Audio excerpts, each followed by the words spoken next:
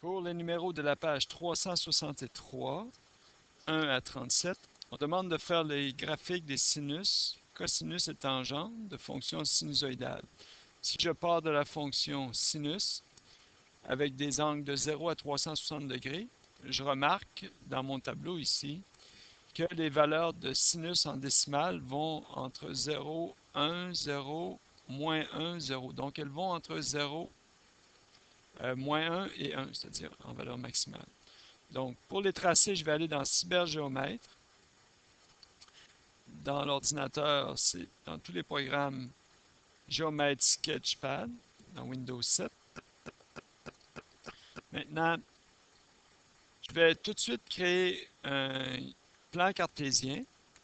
Mais si je regarde l'axe horizontal, je me rends seulement jusqu'à 15. Et l'axe vertical, je vais jusqu'à 8, ce qui est beaucoup trop grand en vertical et pas assez en horizontal.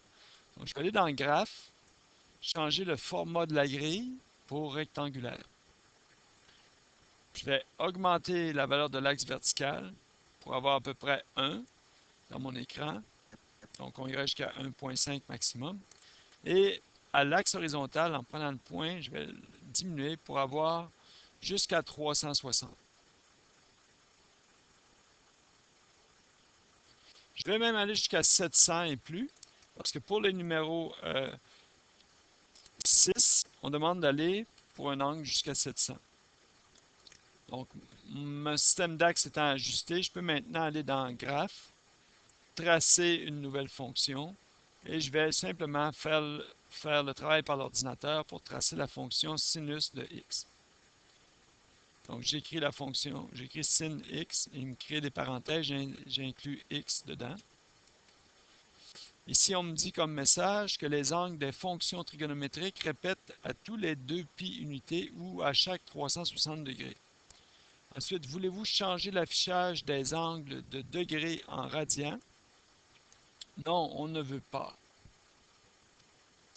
Donc, en cliquant non, j'obtiens le graphique et voici le graphique de la fonction sinus x.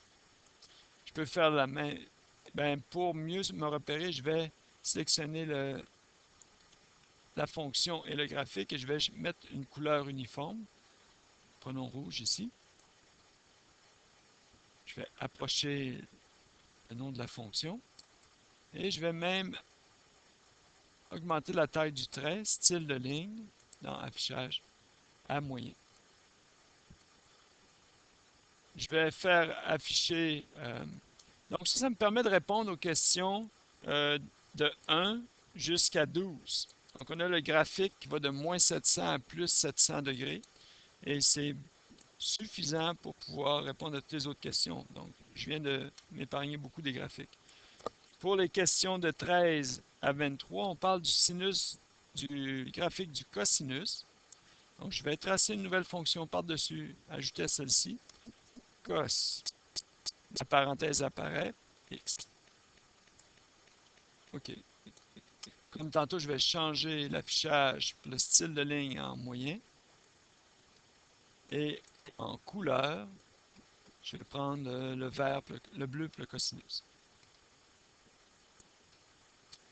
Donc, je vais identifier la fonction sinus en bleu.